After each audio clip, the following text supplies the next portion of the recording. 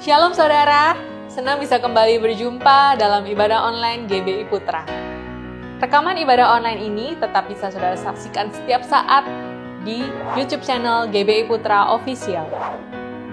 Anda juga dapat mengikuti ibadah doa setiap hari Selasa dan Jumat pukul 20 bersama gembala kita di Instagram @sukirnotarjadi. GBI Putra mengadakan ibadah malam Natal live streaming yang akan diadakan pada tanggal 24 Desember pada pukul 5 sore. Dan ibadah live streaming ucapan syukur tahun baru pada tanggal 1 Januari jam 9 pagi disertai dengan perjamuan kudus. Kedua ibadah ini dapat Anda saksikan di YouTube channel GBI Putra Official. Dimanapun Anda berada saat ini, mari kita siapkan hati, kita akan mulai ibadah kita hari ini. Tuhan, kami mengucap syukur atas berkat-Mu. Tidak terasa kami telah berada di penghujung tahun 2020. Kami merasakan kesetiaan-Mu, pertolongan-Mu, penyertaan-Mu Tuhan dalam hidup kami tidak pernah berhenti. Kami yakin dan percaya Tuhan, rancangan-Mu terbaik akan Tuhan terus lanjutkan di hari-hari kami yang ke depan. Pagi ini kami datang Tuhan, membawa hati kami, biar Tuhan yang menjamah setiap hati kami anak-anak-Mu yang mencari Engkau. Melalui pujian, penyembahan, dan pendengaran akan firman Tuhan, kami percaya kami akan diubahkan, kami percaya kami akan disembuhkan, dan kuasa-Mu dinyatakan Tuhan dalam ibadah kami pada pagi hari ini. Dimanapun kami berada, Tuhan menjangkau kami, kasih-Mu mempersatukan kami dalam ibadah ini Tuhan. Mari Tuhan bekerja, dan kami semuanya siap Tuhan untuk beribadah, memuji, meninggikan nama-Mu. Di dalam nama Tuhan Yesus, haleluya, amin. Selamat beribadah, selamat hari Minggu, Tuhan Yesus memberkati. Haleluya, puji Tuhan. Shalom, jemaat GBI Putra dikasih Tuhan Yesus. Kita bersyukur tangan Tuhan tak pernah tinggalkan kita, amin. Untuk itulah kita akan masyurkan Tuhan, kita akan tinggikan Tuhan, sebab Tuhan tak pernah tinggalkan kita, amin. Kita bersyukur kita ada di minggu ketiga ini. Percayalah tangan Tuhan tak pernah tinggalkan kita. Untuk itulah kita akan masyurkan Dia. Mari kita bangkit berdiri sama-sama. Kita mau menari buat Raja di atas segala Raja, Tuhan di atas segala Tuhan. Tepuk tangan buat Tuhan Yesus. Sorakan haleluya. Woo! Mari menari. Hey. Come on. Oh, yeah, yeah, yeah. Mari jemaat GBI Putra nyanyikan pujian ini semua. Nyanyilah dan menarilah bagi Sang Raja. Come on. Nyanyilah dan menarilah bagi Sang Raja. Angkat tanganmu, angkatlah tanganmu, pujilah Dia, tinggikan namanya, sukacita bersoraklah, hey, nyanyilah dan menarilah bagi Sang Raja. Mari menyanyi, nyanyilah dan menarilah bagi Sang Raja. Mari menyanyi, hey. Nyanyilah dan menarilah bagi Sang Raja.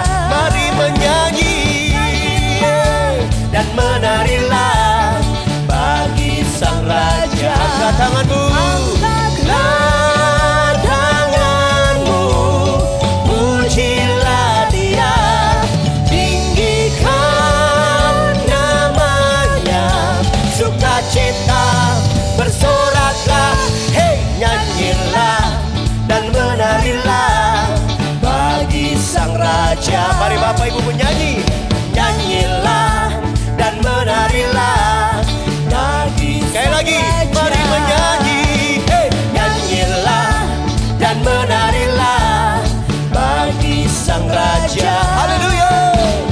Nyanyilah dan menarilah bagi Sang. Angkat tanganmu, angkatlah tanganmu, pujilah Dia, tinggikan namanya, sukacita bersoraklah, hey, nyanyilah dan menarilah bagi Sang Raja. Haleluya.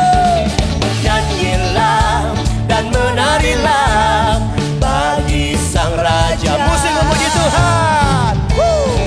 Angkat tanganmu Bapak Ibu yang di rumah, menari bagi Raja.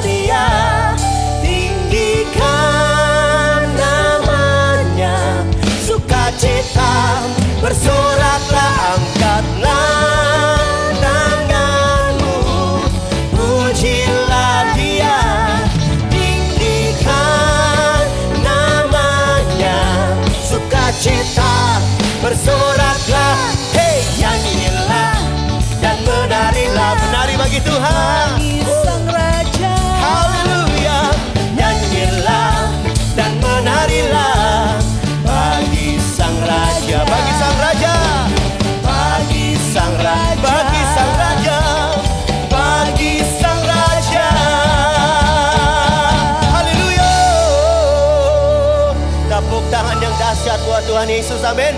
Sebab hanya Dia yang layak terima pujian, terima penghormatan, Raja di atas segala raja. Tepuk tangan buat Allah yang dahsyat.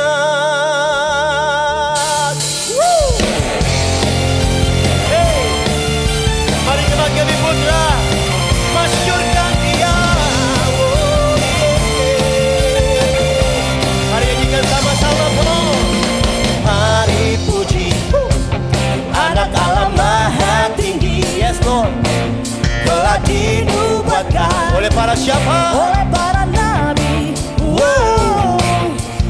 Kepadanya diberikan segala kuasa, Juru Selamat dunia. Siapa? Yesus Kristus Tuhan. Angkat tanganmu semuanya. Sebab dari mula datang keselamatan kami. Katakan, Kaulah Allah, Kaulah Tuhan atas langit bumi. Everybody, Yesus Tuhan, Kaulah Tuhan atas segala suku bangsa. Yesus Tuhan, Kaulah Tuhan yang memerintah untuk selamanya. Pam param pam pam pararam pam param pam pararam pam param pam pam pararam pam param pam. Nyanyikan, mari, mari puji siapa? Anak Allah Maha Tinggi, yes Lord. Telah dinubuatkan oleh para nabi. Oleh para nabi. Yes Lord. Kepadanya diberikan segala kuasa, Juru Selamat dunia. Siapa Dia? Yesus Kristus Tuhan. Sebab dari mula datang keselamatan kami. Angkat tanganmu, katakan, Kaulah Allah, Kaulah Tuhan atas siap. 1, 2, go. Yesus Tuhan, Kaulah Tuhan atas segala suku bangsa. Yesus Tuhan, Kaulah Tuhan yang memerintah selamanya. Pam param pam pam pararam pam param pam pararam pam param pararam. Mari puji Dia, saudara. Sing it. Mari puji Anak Allah Maha Tinggi, yes Lord. Telah dinubuatkan oleh para nabi. Oleh para nabi. Sebab dari mula datang keselamatan kami. Angkat tanganmu, katakan, Allah, Kaulah Tuhan atas langit bumi. 1, 2, go. Yesus Tuhan, Kaulah Tuhan atas segala suku bangsa. Yesus Tuhan, Kaulah Tuhan yang memerintah. Panggil namanya. Yesus Tuhan, Kaulah Tuhan atas segala suku bangsa. Yesus Tuhan, Kaulah Tuhan yang memerintah untuk selamanya. Untuk selamanya.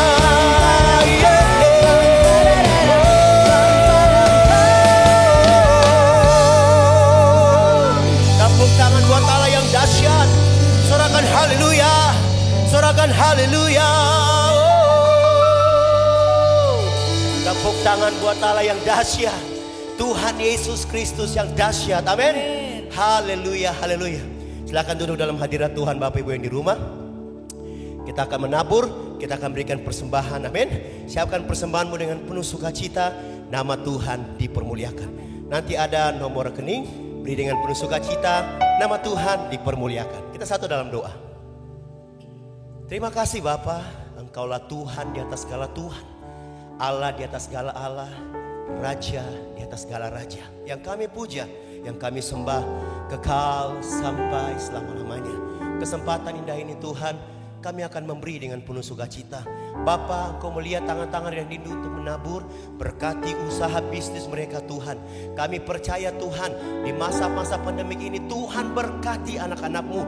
Apa saja dikerjakan tangan mereka Tuhan buat berhasil di dalam nama Tuhan Yesus Kristus. Yang siap memberi, Yang siap menabur, sama-sama kita katakan amin. Selamat memberi, Tuhan Yesus memberkati kita. Haleluya. Nikmati pujian ini Tuhan.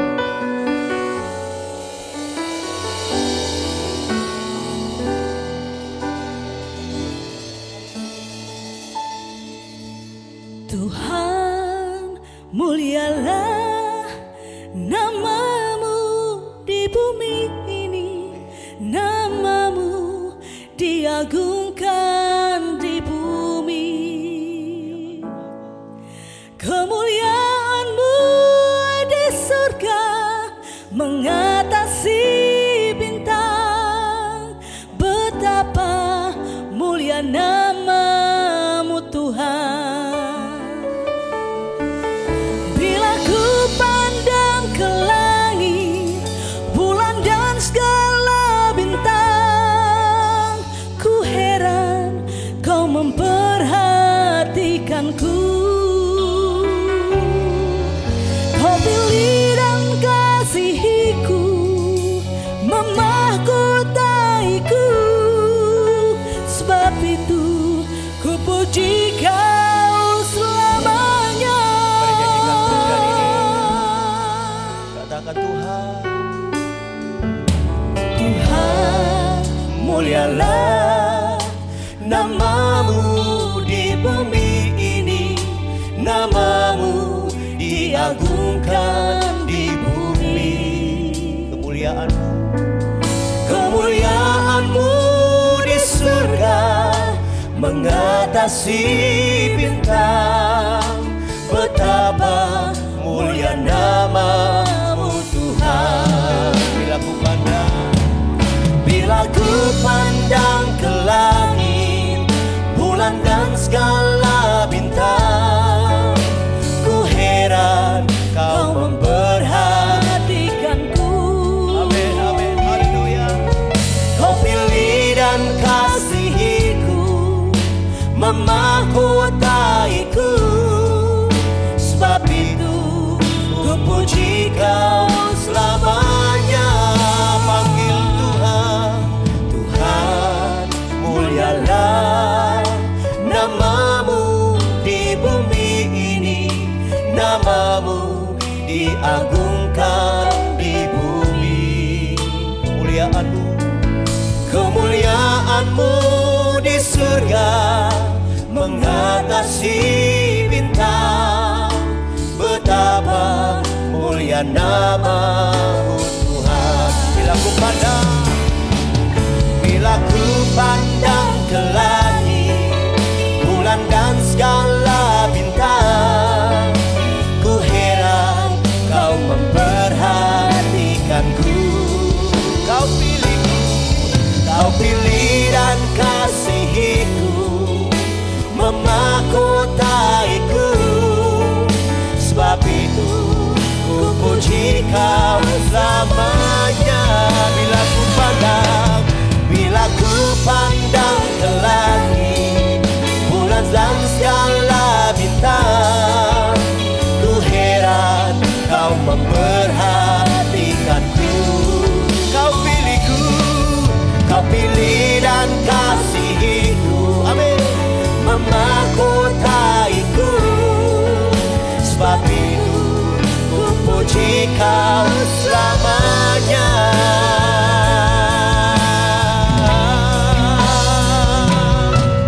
Bila ku pandang ke langit, bulan dan segala bintang, ku heran kau memperhatikanku. Kau pilih dan kasihiku, memahkotaiku. Sebab itu ku puji kau selamanya. Tuhan, mulialah namamu di bumi ini, namamu diagungkan di bumi. Kemuliaanmu di surga mengatasi bintang. Betapa mulia namamu Tuhan. Tuhan. Oh betapa mulia nama. Oh betapa mulia namamu Tuhan. Mari sembah Dia. Angkat tanganmu, pandang Tuhan, dan mulai bermazmur bagi Dia. Oh, kami menyembahmu, kami menyembahmu.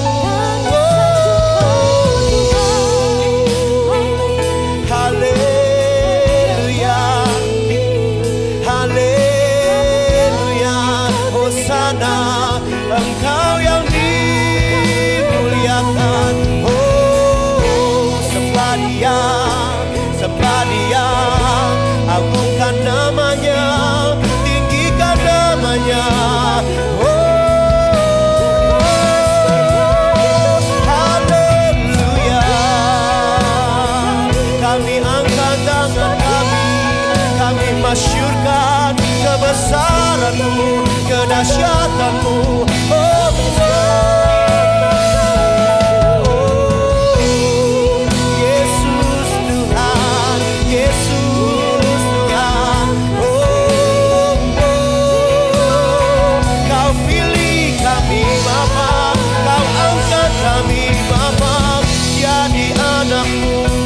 Berharga di matamu dan mulia. Mari sembah Dia, angkat tanganmu, angkat suaramu, masyurkan Dia. Urabaya syadaralamu. Haleluya.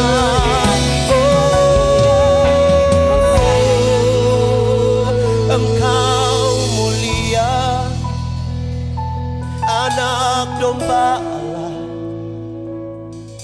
Engkau mulia, Anak domba Allah yang hidup. Yes, Lord.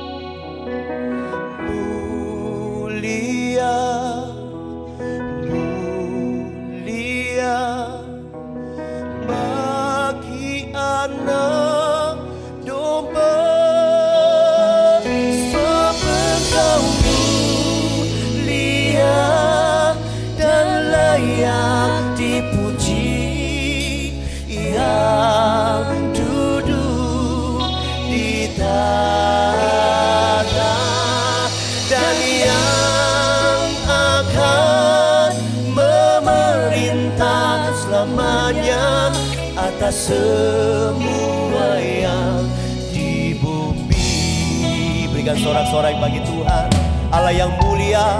Oh, nyanyikan. Mulia, mulia bagi anak domba. Engkau mulia,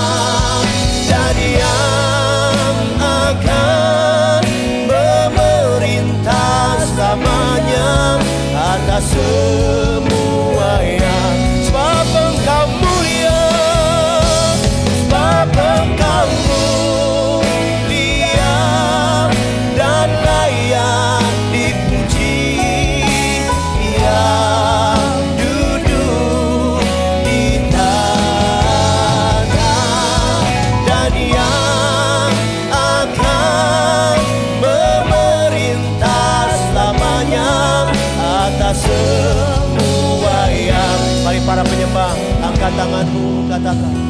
Sebab Engkau mulia dan layak dipuji, yang duduk di tahta dan yang akan memerintah selamanya atas semua. Mari kita bangkit berdiri sama-sama. Sebab Engkau mulia, sebab Engkau mulia dan layak dipuji. Amin. Duduk di tahta dan yang akan memerintah selamanya atas semua yang di bumi, atas semua yang, atas semua, atas semua yang di bumi.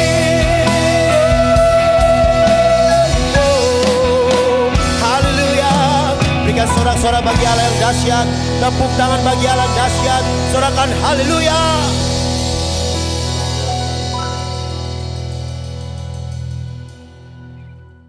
Saudara-saudara yang dikasihi Tuhan, shalom semuanya, selamat beribadah dalam ibadah kita yang ke-51, ibadah minggu ke-51 sepanjang tahun 2020 ini. Dan minggu depan kita akan masuki ibadah terakhir ke-52, ibadah minggu sepanjang tahun 2020 yang sangat amat menekan dan sangat amat menantang kita sekalian.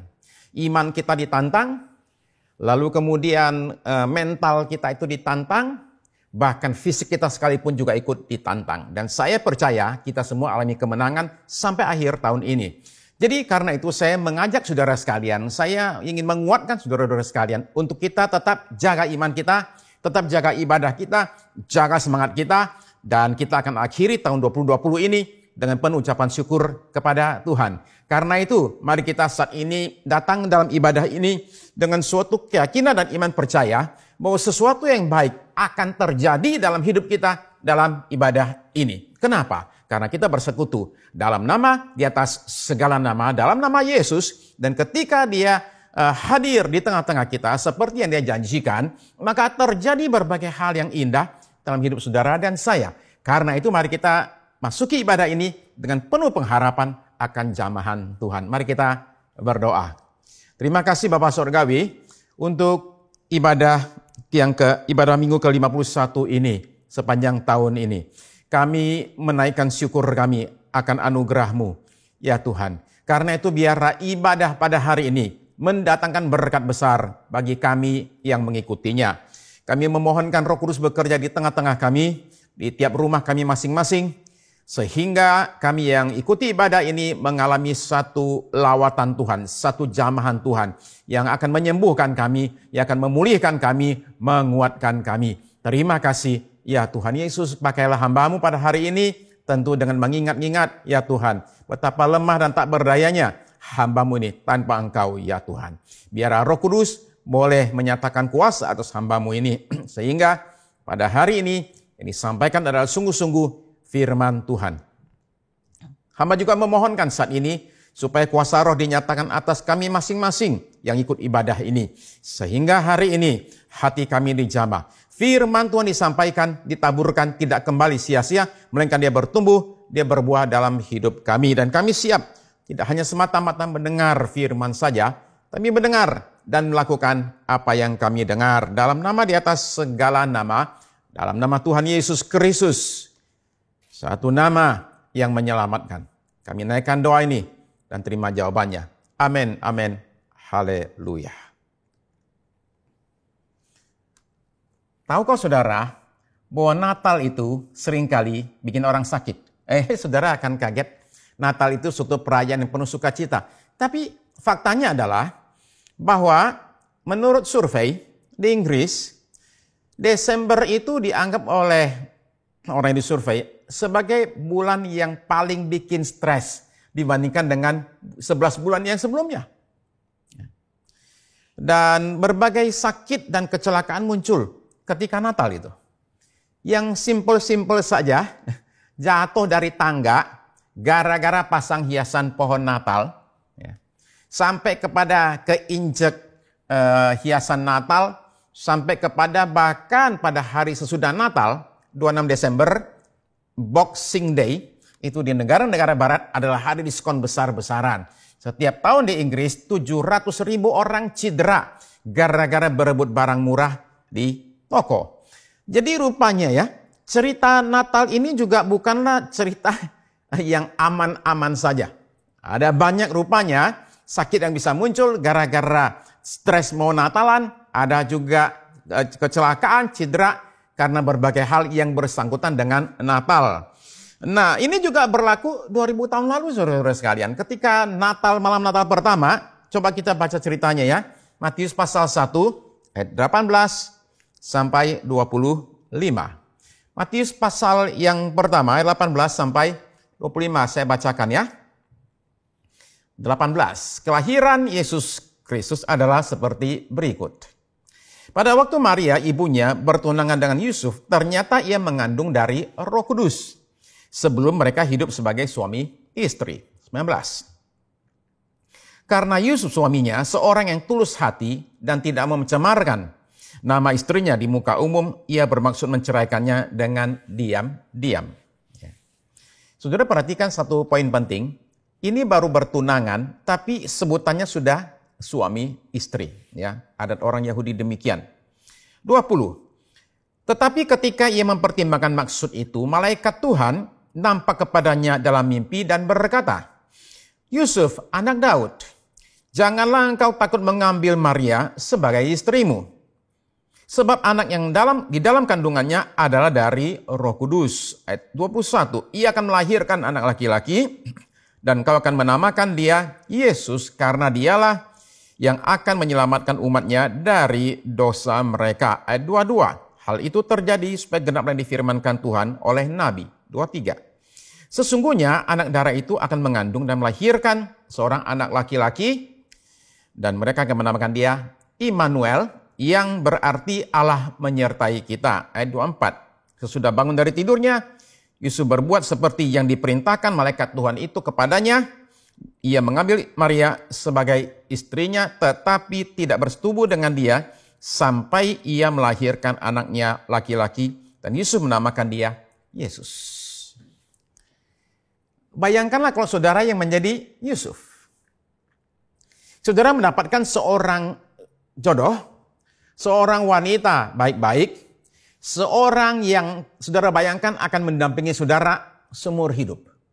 Jadi demikianlah Yusuf ini sebagai seorang calon suami yang baik, itu melakukan berbagai persiapan untuk masuk rumah tangga. Dia mulai bangun rumah, dia kemudian mulai menabung nih ya untuk biaya perkawinan, dia kemudian kurangi jalan-jalannya, dia sekarang juga mulai nggak jajan-jajan, semua dilakukan, pengorbanan dilakukan hanya demi satu hal ini. Suatu hari saya akan menikah dengan Maria ini. Jadi semangat sekali ya menantikan satu hari di mana akan dipersatukan dengan si idamannya ini nih. Lalu tiba-tiba datang berita. Marianya hamil. Nah ini yang orang bilang seperti ibaratnya itu dilemparin bom yang meledak, boom seperti itu. Bayangkan sekali lagi kalau saudara menjadi Yusuf. Semua impianmu hancur berkeping-keping, semua rencanamu itu berantakan semua. Kalau Maria mendadak hamil begini, bagi Yusuf itu hanya ada beberapa kemungkinan. Barangkali ada 3. Nomor 1, ini hamil karena saya. Jelas dia tahu itu nggak mungkin saya. Oke, jadi nomor 1 nggak terjadi. Nomor 2, ada kemungkinan ini Maria ini korban pemerkosaan, ya sehingga kemudian jadi hamil. Tapi kalau itu yang terjadi, harusnya dia dilaporin, dikasih tahu. Lagi pula Nazaret itu kota yang kecil sekali, bukan kota besar. Apa-apa gampang tersiar, harusnya sih kalau itu kejadian, mestinya semua orang juga sudah tahu. Ini nggak ada berita diam-diam sama sekali, kecil kemungkinan. Jadi akhirnya kesimpulannya adalah yang nomor 3 yang paling benar nih. Apa itu? Maria itu ada hubungan dengan seorang pria lain. Istilah kita dia selingkuh dan kemudian menjadi hamil. Ya. Nah, ini adalah penjelasan yang paling masuk akal bagi Yusuf dan mungkin bagi banyak orang di kota Nazaret tersebut. Ya. Bukan hanya zaman itu, zaman sekarang aja masih banyak orang yang bicara demikian. Bahwa itu bukan suatu proses yang ajaib. Nah, itu karena dia hamil di luar nikah aja, maka ngomongnya demikian dari Roh Kudus. Itu zaman sekarang orang masih berpikir demikian. Ya. Nah, jadi pada zaman itu tidak ada orang memikirkan kemungkinan keempat itu, yaitu bahwa Maria ini hamil karena Roh Kudus turun ke atas dia dan kuasa Allah yang Maha Tinggi menaungi dia, seperti catatan di Lukas. Yusuf sendiri baru belakangan tahu bahwa Maria ini benar mengandung bukan karena dia selingkuh, tapi karena karya Tuhan. Itu baru dia tahu setelah dia didatangi oleh malaikat dalam mimpi kepadanya. Bayangkanlah kalau saudara-saudara, bayangkan begini, bahwa Yusuf itu temannya Maria. Itu akan beda ceritanya ya. Temannya Yusuf nih, Maria nih, datang dan bilang, aduh Yusuf, aku hamil nih, gimana ya? Paling Yusuf ngomongnya apa? Yusuf paling bilang gini, aduh makanya kamu itu nggak boleh kayak seperti itu, lain kali nggak boleh. Bukan cuma lain kali sih, sekali ini pun nggak boleh juga. Ya lain kali nggak boleh kayak seperti itu. Siapa sih yang lakukan ini? Si dosen apa? Si Piang, oke? Piang, oke? Paling Yusuf ngomong gitu, ya. Seandainya Maria itu adalah anaknya Yusuf dan lapor, Papi, aku hamil nih. Waduh, Yusuf sebagai bapaknya bakal murka nih. Dan dia kemudian akan marahin anaknya. Paling dia bilang begini, pokoknya gak mau tahu ya. Oke, pokoknya si Didi itu harus tanggung jawab. Oke, si Didi saudara sekalian disuruh tanggung jawab. Ya udah, kawin, selesai. Tapi saudara perhatikan, ya, bahwa ini bukanlah teman, bukanlah sekedar anak. Ini adalah istri, pasangannya sendiri saudara sekalian. Bagaimana perasaannya Yusuf ketika dia waktu itu yakinnya adalah istrinya dihamili oleh orang lain. Ya. Nah, Amsal berikan gambaran begini. Coba kita perhatikan ya. Di dalam Amsal pasalnya yang ke-6 itu ayat yang ke-34 sampai 35 ya. Amsal pasal yang ke-6 ayat 34 sampai 35. Begini bunyinya. Ini bicara tentang seseorang yang istrinya itu selingkuh dengan pria lain. Lalu kemudian kata Amsal begini. Karena cemburu adalah geram seorang laki-laki. Ia tidak kenal belas kasihan pada hari pembalasan dendam. Jadi dia akan balas dendam. Ayat 35.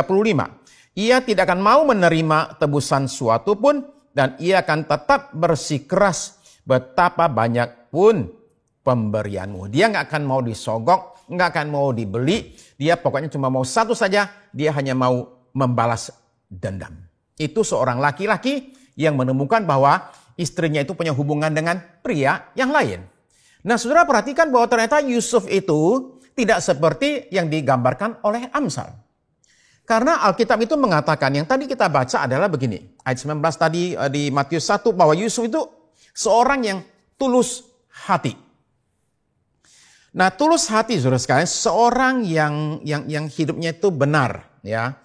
Seseorang yang mengikuti apa yang dikatakan diajarkan oleh agamanya. Ini orang yang tulus, orang yang hidupnya itu benar.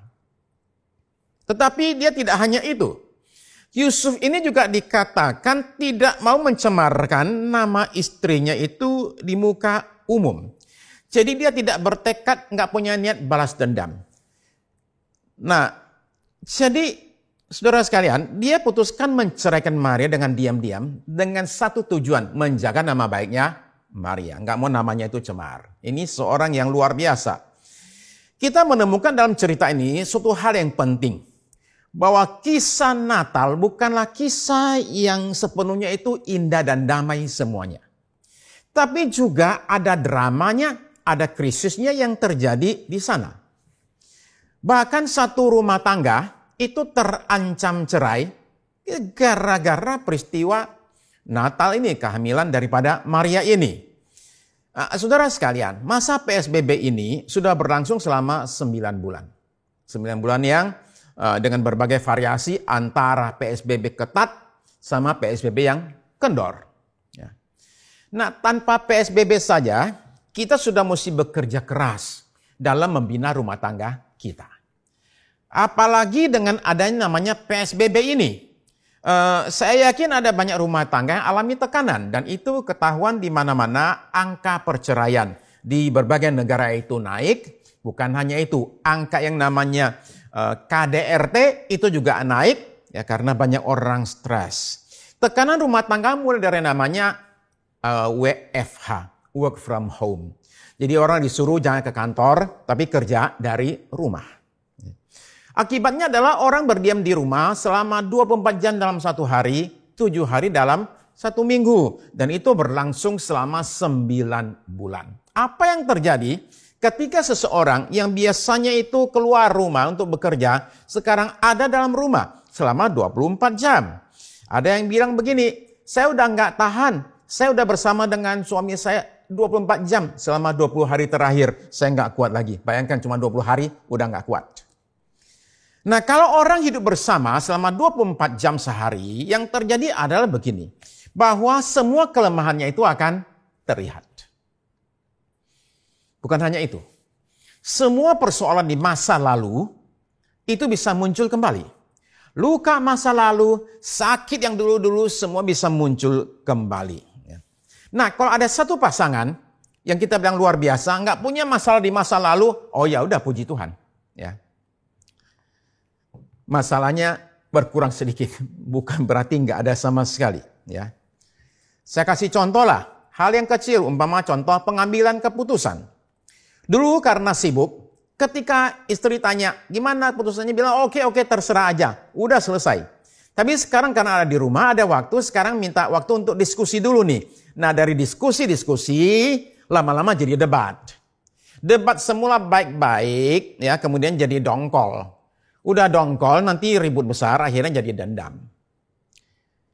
Sudah begitu, work from home ditambah dengan study from home. Sekarang anaknya pun nggak boleh ke sekolah, mesti di rumah terus. Jadi sekarang bayangkan bahwa si ibu ini dapat beban tambahan. Selain dia itu kerjaan dulu ada, sekarang ditambah dengan mesti jaga anak dan mesti menjadi guru pembimbing anak. Untuk pelajaran-pelajaran yang dia sudah lupakan 20 tahun yang lalu. Anak satu masih lumayan nih. Ini anaknya 4 dan semua perlu dibimbing. Akhirnya yang namanya mama manis ini sekarang sudah menjadi seperti macan mabok. Dia sudah rasanya itu senewen terus tuh. Okay? Nah, stresnya bukan main. Tambah lagi pemasukan sekarang berkurang, gaji barangkali dipotong.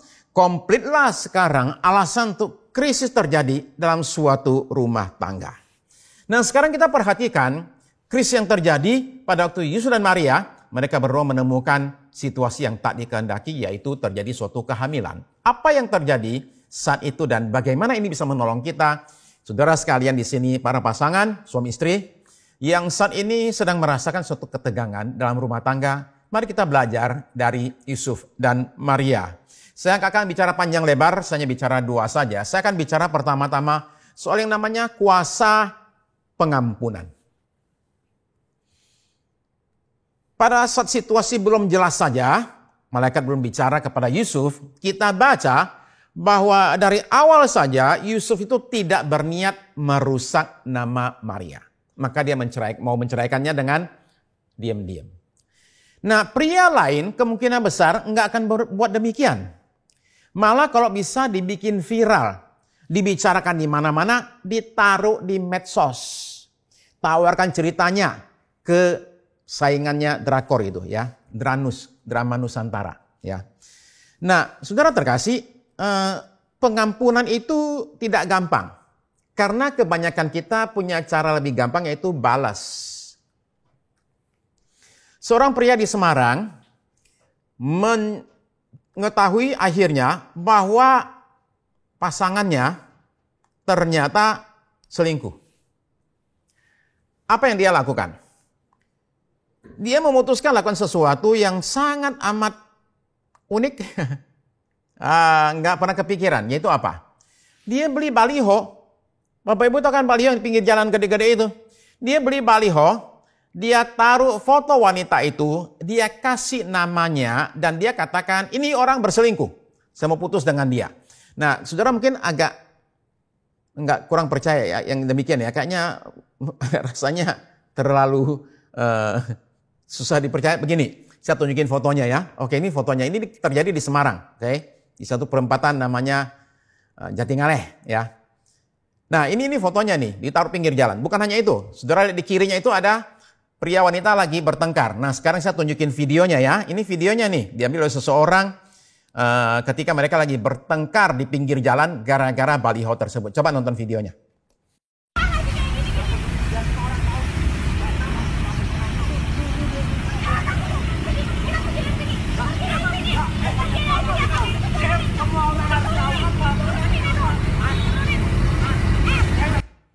Seperti biasa, netizen, netizen itu terbelah dua.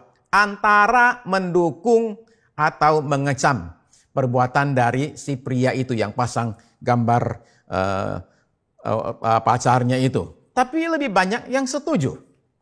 Kenapa? Karena lebih gampang bagi kita, lebih puas bagi kita untuk membalas daripada kita mengampuni. Nah, sekalipun pengampunan itu tidak gampang, tetapi pengampunan adalah hal yang tidak boleh tidak ada dalam suatu rumah tangga. Saya sering berkata, bahwa rumah tangga tanpa pengampunan bukan rumah tangga, tapi ruang sidang. Tempat di mana orang salah dihukum. Nah, bisa tidak pengampunan kita dimanfaatkan oleh orang kita ampuni? Ya bisa saja. Itu bisa terjadi dan barangkali sering terjadi. Tapi hal demikian jangan menghalangi kita untuk kita mengampuni orang. Kenapa demikian? Karena pengampunan itu bukan bagi orang yang kita ampuni. Pengampunan itu adalah bagi kita sendiri. Kita yang menerima benefit, keuntungan daripada pengampunan. Yaitu hati lebih tenang, damai sejahtera, kesehatan yang lebih baik, lalu hubungan dengan Tuhan yang lebih baik. Jadi karena itu sekalipun saya ngampuni orang, dan mungkin dia manfaatkan pengampunan saya tetap akan mengampuni. Kenapa? Karena manfaatnya buat saya besar sekali dari berbagai sisi. Nah,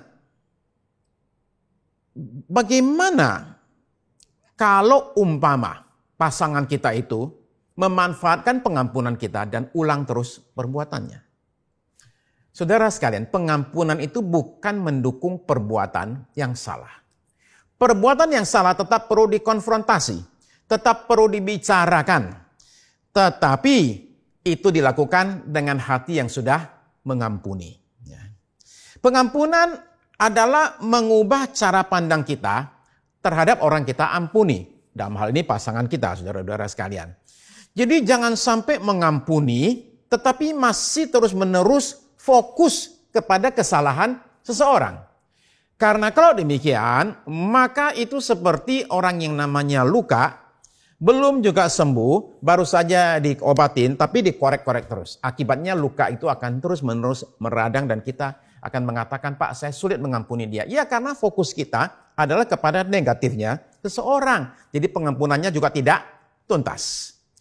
Nah, memang saya memahami bahwa kepercayaan yang sudah hancur itu hanya bisa dibangun dengan pelan-pelan, nggak bisa langsung. Benar. Tapi tetap mesti dibangun. Bukan dibiarkan hancur terus. Salah satu langkahnya adalah seorang perlu belajar untuk yang namanya melupakan. Melupakan itu bukan berarti memori hilang, nggak ingat sama sekali, bukan. Melupakan itu adalah bisa mengingat suatu peristiwa tanpa ada suatu kandungan perasaan negatif. Tidak ada lagi marah, tidak ada lagi takut atau sedih dan lain sebagainya. Nah, itu namanya lupa. Cara melupakan hanya ada satu, yaitu mengampuni setuntas-tuntasnya. Sebagian kita masalahnya apa? Masalah sebagian besar kita adalah kita suka mencap. Kita mencap, kasih label ke pasangan kita. Macam-macam lah labelnya itu, capnya itu. Tukang ngatur, ya, payah. Ya. tukang kepo, raja kikir, ratu belanja, ya kayak gitu-gitu cap-cap dan demikian. Cap ini seringkali muncul tanpa kita sadari. Kita seringkali ngecap seseorang tanpa kita sadar. Nah akhirnya ketika kita memandang seseorang, yang kita lihat itu apa? Cap itu yang kita lihat. Masalah dengan cap atau label adalah begini, bahwa manusia itu banyak sisi. Tapi si label ini adalah saya mengambil satu bagian dari seseorang, biasanya yang negatif. Nah satu bagian ini saya jadikan keseluruhannya. Padahal itu cuma satu dari katakanlah 10 macam. Tapi saya ambil satu ini dan menjadikannya sebagai keseluruhan. Manusia ada banyak sisi. Ada sisi pelitnya nih. Nah, saya ambil yang pelit ini, saya jadikan keseluruhannya. Maka saya kasih cap yang namanya itu tadi itu, raja kikir. Ya.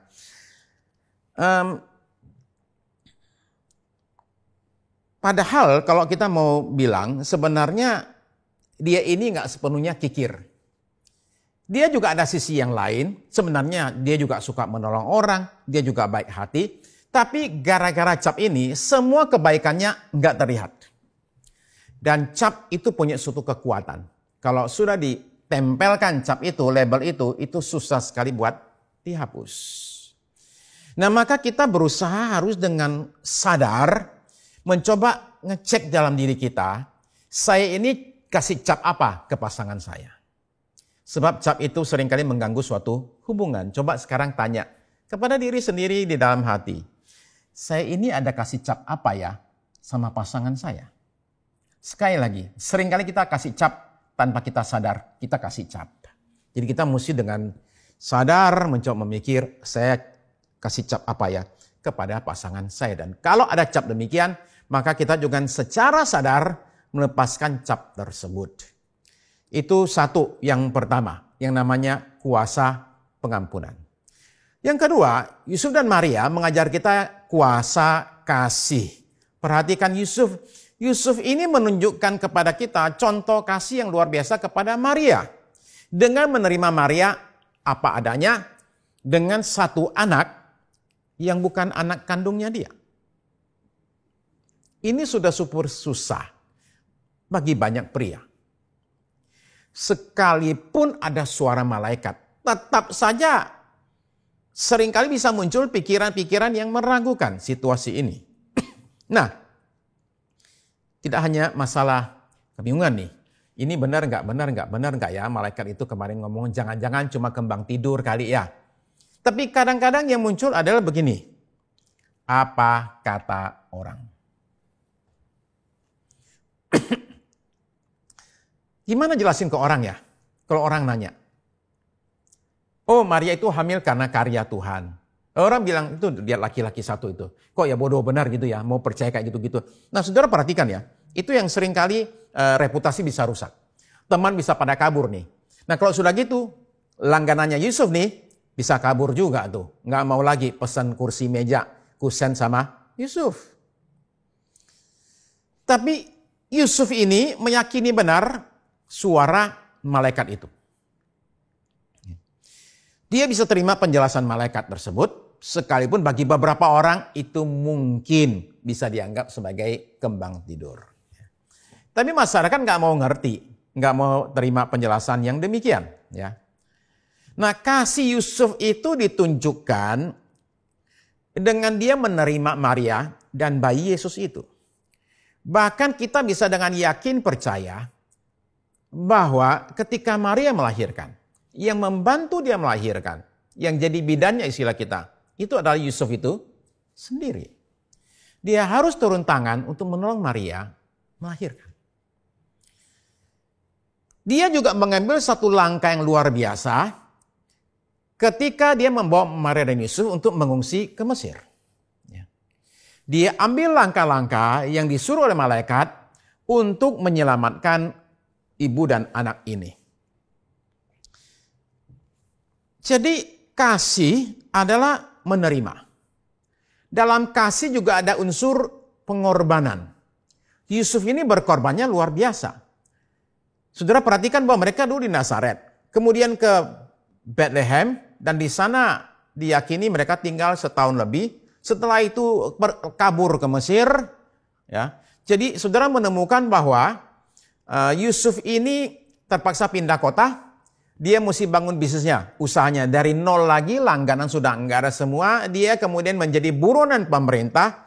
Jadi dia alami banyak susah gara-gara peristiwa Maria mengandung dan melahirkan ini. Tapi ini pria yang luar biasa, dia bisa terima semuanya. Saudara dan saya bisa belajar banyak dari Yusuf soal penerimaan ini. Ketika masih pacaran, waduh luar biasa, kita kejar calon kita tuh mati-matian. Jarak jauh kita jalani, jalan tol kita bayarin, yang namanya gunung kita daki, samudera kita seberangi. Ini bukan kata-kata pepatah, bukan. Dale McLaughlin baru minggu lalu hari Jumat lalu, itu kangen banget sama pacarnya. Orang Scotland ini jadi pengen ketemu pacarnya ini nih. Masalahnya pacarnya ada di seberang lautan, di satu pulau. Jadi apa yang si Dale ini lakukan? Dia pergi ke toko, dia beli satu alat namanya jet ski. Lalu kemudian dia bawa jet ski itu jarak sejauh 120 km ke pantai. Dan orang ini seumur hidup belum pernah naik jet ski. Tapi hari itu dia belajar naik jet ski, kemudian dia meluncur ke pulau di seberang laut sana itu, Laut Irlandia. Perjalanan mestinya setengah jam tuh nyampe, 40 menit kira rata-rata. Tapi hari itu karena ini orang baru, belum pernah, plus katanya anginnya kencang sekali, yang mestinya 40 menit dia jalani 4,5 jam. Sampai di pulau tersebut bensinnya habis, pas sampai di pantai. Udah gitu dia mesti jalan kaki 25 km sampai ke rumah wanita tersebut. Nah, akhirnya bisa ketemu, tapi setelah ketemu dia itu ditangkap gara-gara PSBB, lockdown. Orang nggak boleh masuk ke pulau itu, dia dipenjara 1 bulan. Tapi nggak apa-apa, kata si Dale. Kenapa? Demi pacar saya. Itu masa pacaran. Begitu luar biasanya, bela-belain. Coba kalau udah kawin 30 tahun, lain ceritanya. Istrinya bangunin si suaminya nih, nggak mau digoyang-goyang. Papi. Temenin aku ke toilet dong, serem nih katanya nih, serem. Suaminya bilang, wah serem apa? Enggak mungkin ada setan di sana. Kalau ada setan pun kamu datang, setannya pasti kabur. Kamu lebih mengerikan daripada setan itu semua. Oke?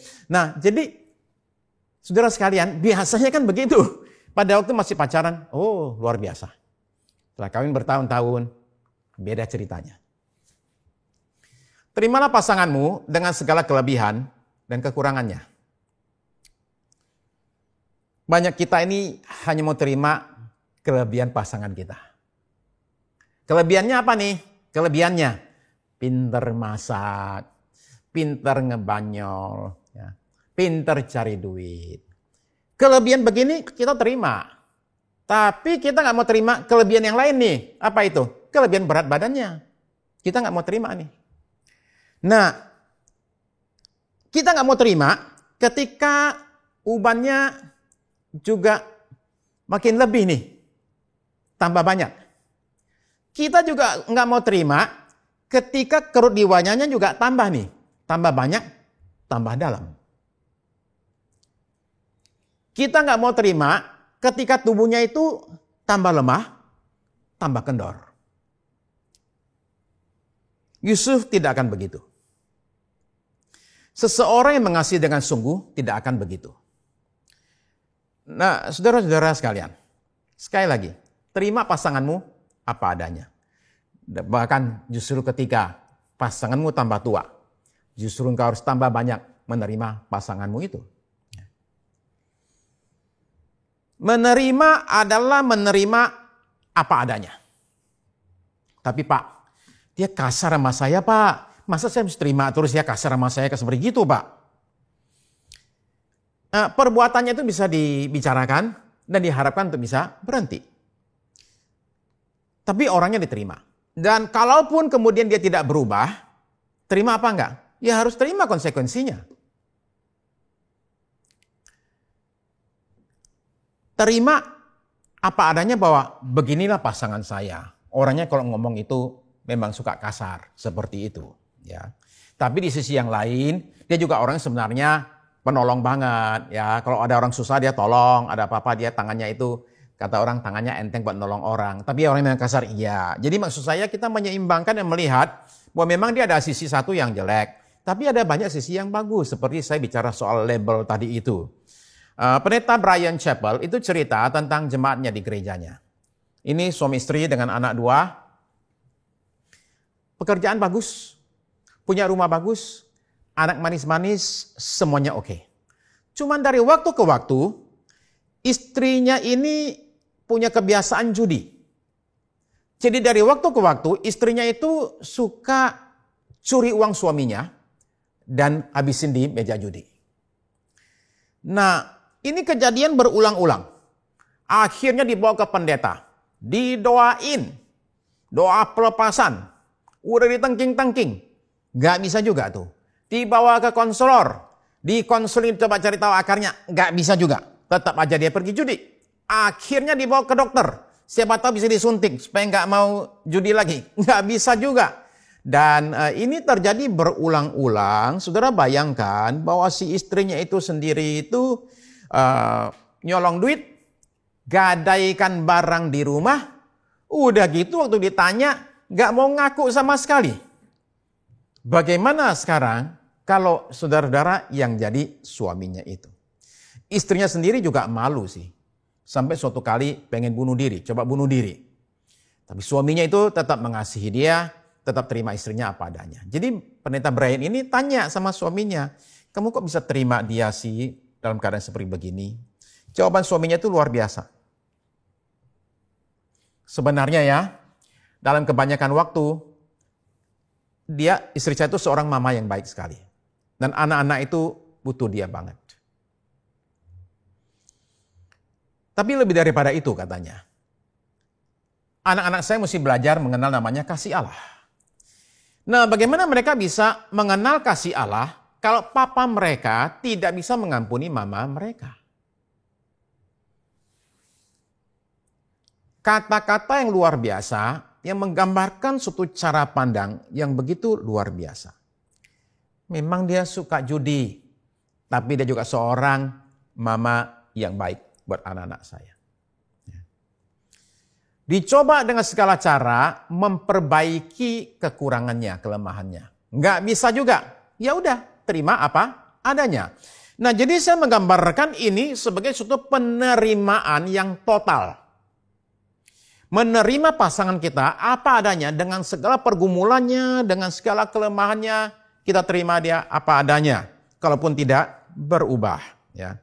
Kasih adalah menerima, bahkan bersedia berkorban demi yang dikasihi. Saudara dengarkan cerita ini ya.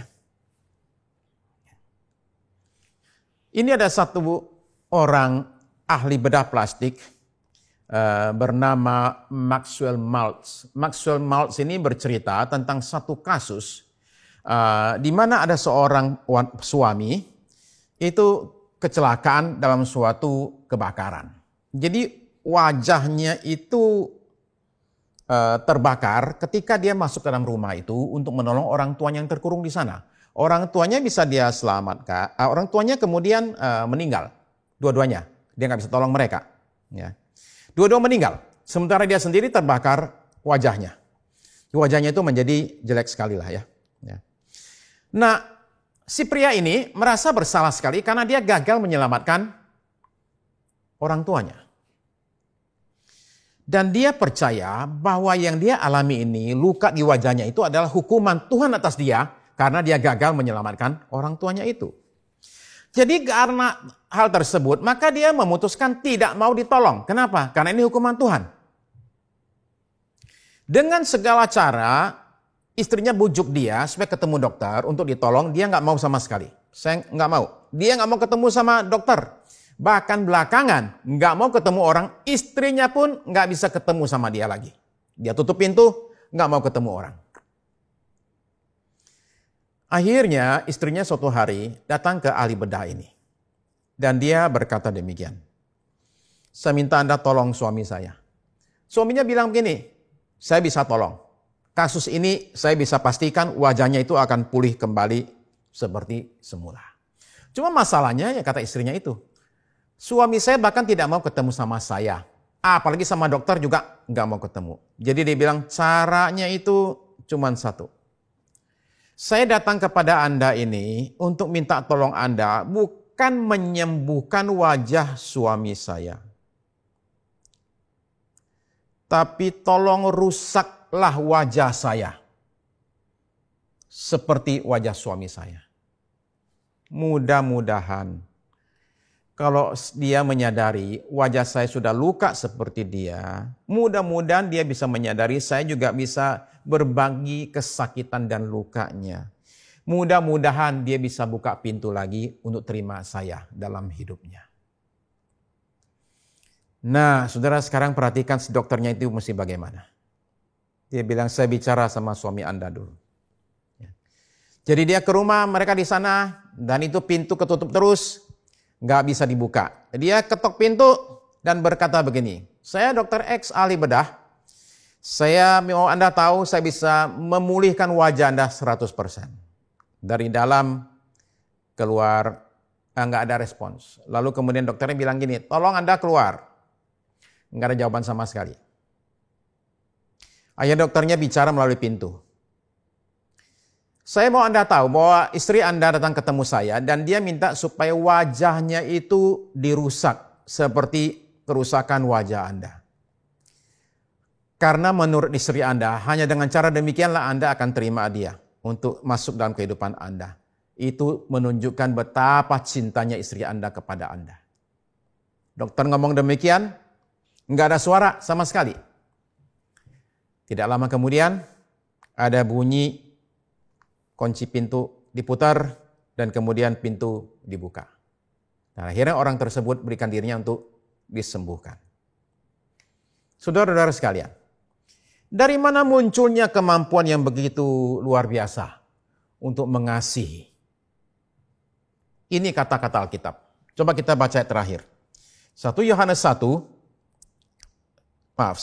4 ayat yang ke-19. 1 Yohanes pasal 4 ayat 19. Kita mengasihi karena Allah lebih dahulu mengasihi kita. Alasan kenapa kita bisa mengasihi orang lain, saudara sekalian, cuma karena simpel satu saja. Karena Allah itu sudah terlebih dahulu mengasihi kita. Jadi kemampuan kita untuk mengasihi orang itu datang dari mana? Datang daripada kasih Allah yang mengalir dalam diri kita. Jadi maksud saya dengan kata lain adalah seorang yang dalam Tuhan Yesus, dia sudah mengalami kasih Kristus.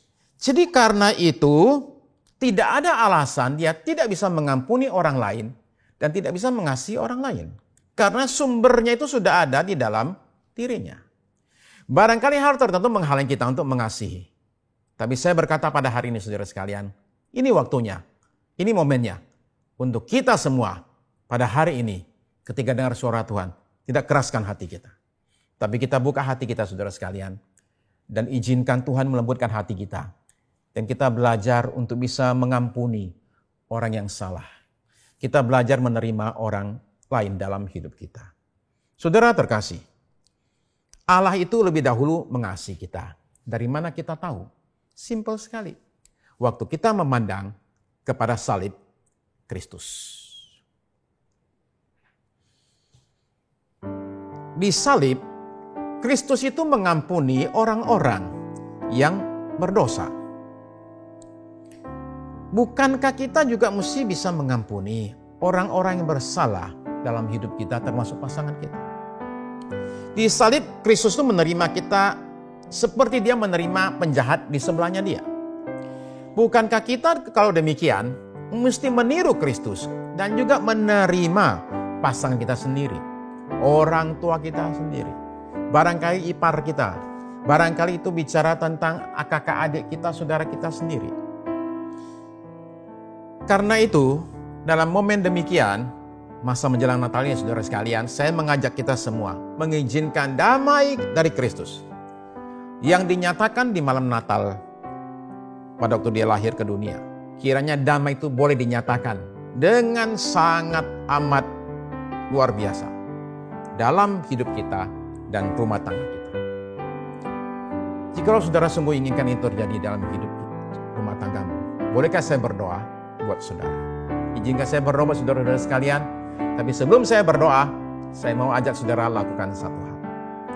Barangkali ada orang tertentu dalam hidupmu yang perlu engkau ampuni pada saat ini. Pengampunan tidak gampang, tidak cukup satu kali. Pengampunan mesti terus-menerus diulang. Barangkali perlu lakukan setiap hari. Tapi jikalau saudara pada hari ini memberi dirimu untuk dijamah oleh Roh Kudus, maka kuasa diberikan kepada kita untuk bisa mengampuni. Itu sebabnya saudara-saudara sekalian, mari kita saat ini datang. Jikalau saudara ada yang ikuti ibadah ini suami istri, bolehkah saya undang untuk sama-sama bangkit berdiri dan sama-sama boleh berpegangan tangan. Izinkan saya memohonkan satu berkat Tuhan atas rumah tangga saudara sekalian.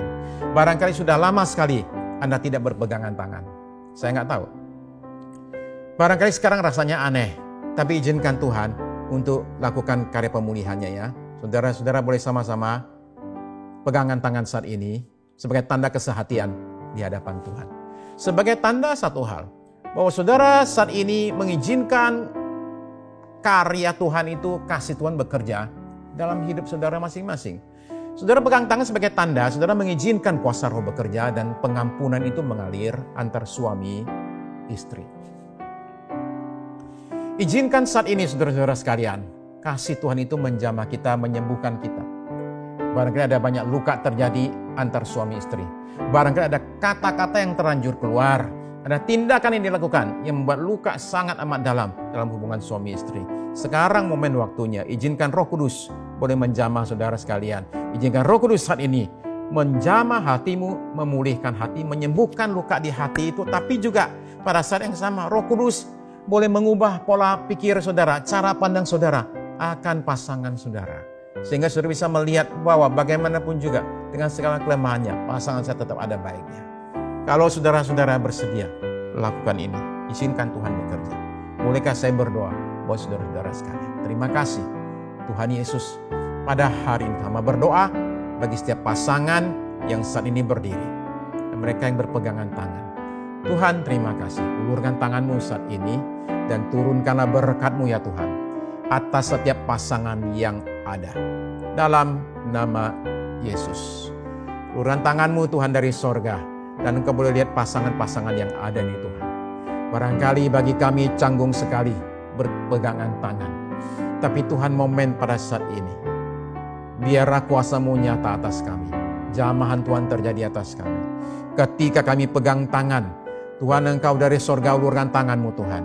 Dan turunkanlah, alirkan kasih-Mu ya Tuhan, yang membawa kesembuhan atas kami semua. Berbagai luka yang terjadi disembuhkan dalam nama Yesus. Tuhan terima kasih, ulurkan tangan-Mu Tuhan, kasih-Mu mengalir, menyembuhkan masing-masing kami, tapi juga menyembuhkan hubungan antar pasangan suami istri. Hamba berdoa saat ini, hanya Engkau yang sanggup lakukan ini, kuasa-Mu terjadi di dalam nama Yesus. Pengampunan terjadi antar suami istri, kasih mengalir antar suami istri. Terima kasih Tuhan Yesus buat karya yang indah pada saat ini Tuhan. Terima kasih. Terima kasih. Ulurkan tangan-Mu Tuhan saat ini Tuhan.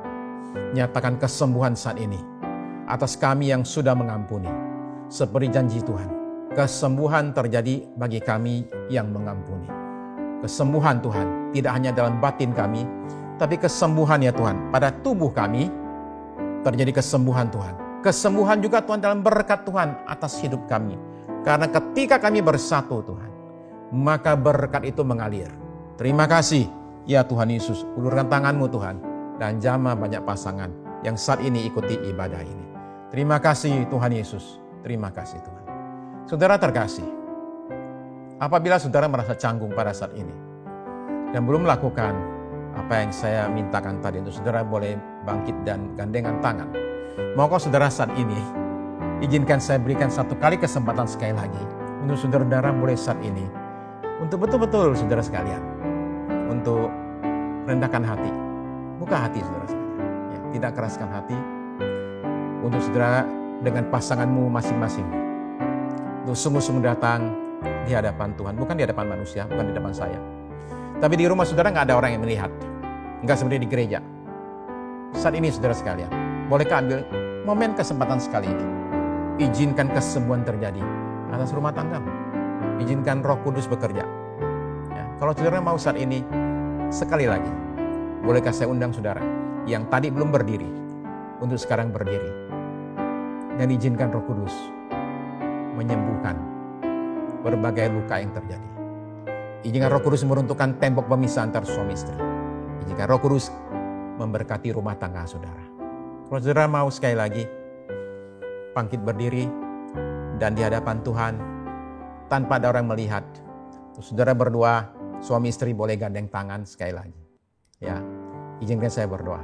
Tuhan Yesus, sekali lagi hamba berdoa untuk mereka yang pada saat ini Tuhan berdiri dan saling pegang tangan di hadapan Tuhan. Biar kesembuhan terjadi ya Tuhan. Pemulihan terjadi atas hubungan suami istri. Dalam nama Yesus, izinkan Tuhan kasih-Mu mengalir lebih lagi Tuhan. Lebih kuat lagi antar suami istri. Pengampunan terjadi ya Tuhan. Kesembuhan terjadi dalam nama Yesus. Terima kasih Tuhan, terima kasih. Sekarang ya Tuhan Yesus, kami terus-menerus menyerahkan bangsa negara kami ke dalam tangan Tuhan. Kuasa Tuhan dinyatakan atas Indonesia. Presiden kami ada dalam tangan Tuhan. Tuhan kuatkan dia, pimpin dia. Demikian juga Tuhan, wakil presiden, para menteri, pemimpin-pemimpin bangsa, pemimpin kota, provinsi semuanya. Tuhan, kami berdoa saat ini Tuhan. Kau boleh menyatakan karya-Mu yang indah atas bangsa kami, pimpin presiden kami sehingga dia tahu apa harus dia perbuat menghadapi situasi pandemi dan kegalauan saat ini yang melanda di mana-mana. Tuhan, kami berdoa bangsa kami ada dalam perlindungan Tuhan. Terima kasih Tuhan Yesus. Kami berdoa saat ini buat tenaga kesehatan Tuhan, tenaga medis di rumah sakit di mana-mana Tuhan, para dokter, jurawat, petugas-petugas rumah sakit yang lain. Tuhan, ulurkan tangan-Mu dan jamah saat ini mereka ada di rumah sakit di sana, supaya mereka dalam perlindungan Tuhan dijauhkan dari segala sakit penyakit. Ulurkan tangan-Mu Tuhan Yesus. Jamah mereka yang sakit, sedang ada di rumah sakit. Apapun penyakitnya, COVID, non-COVID. Tuhan jamah dan sembuhkan kami. Di dalam nama Yesus, kuasa itu masih ada, kami percaya Tuhan. Kuasa dalam nama-Mu yang sanggup untuk menyembuhkan kami. Terima kasih Tuhan. Hamba doakan mereka yang sakit, tapi ada di rumah saat ini Tuhan. Kiranya kuasa Tuhan juga menjamah kami masing-masing, menjamah tubuh kami sehingga kesembuhan juga terjadi atas kami, apapun penyakit kami. Dalam nama Yesus, kuasa-Mu Tuhan menjamah kami dan menyembuhkan kami. Terima kasih Tuhan Yesus, berkati tim PW, berkati tim media Tuhan yang sudah bekerja keras sehingga ibadah bisa berlangsung. Kiranya Tuhan Engkau boleh menyatakan berkat-Mu atas kehidupan mereka sekalian. Berkati yang berulang tahun ya Tuhan, sepanjang minggu yang sudah lalu. Kiranya juga Tuhan berkat Tuhan terus dinyatakan di tahun yang akan datang. Terima kasih Tuhan. Dan sekarang ya Tuhan, kami serahkan acara Natal kami, ibadah Natal kami 24 Desember jam 5 sore Tuhan. Kiranya Tuhan boleh pakai juga Natal kami ini Tuhan, tahun ini, untuk menyatakan berkat-Mu atas kami sekalian. Terima kasih buat semuanya nih Tuhan. Karena sekarang Tuhan, berkat anugerah-Mu atas kami yang ikut ibadah ini. Terima kasih Tuhan. Saudara-saudari terkasih dalam Tuhan Yesus, ibadah kita pada hari ini sudah selesai. Mari kita berpisah satu dengan yang lain dengan membawa berkat berlimpah dari Allah Bapa kita di sorga. Kasih karunia dari Tuhan kita Yesus Kristus, bimbingan, pertolongan, penyertaan Roh Kudus dari sekarang ini sampai Maranatha, Tuhan kita kembali kali yang kedua. Amin. Amin.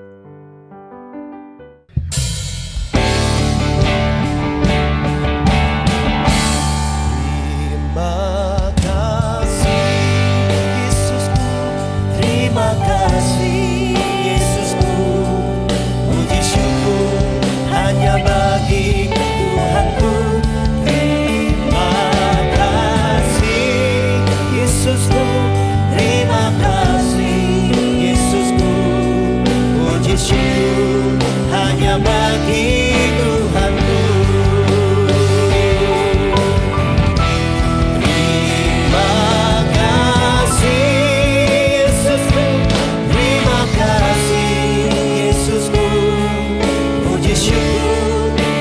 Bagi Tuhanku, terima kasih Yesusku, terima kasih Yesusku, puji syukur hanya bagi Tuhanku.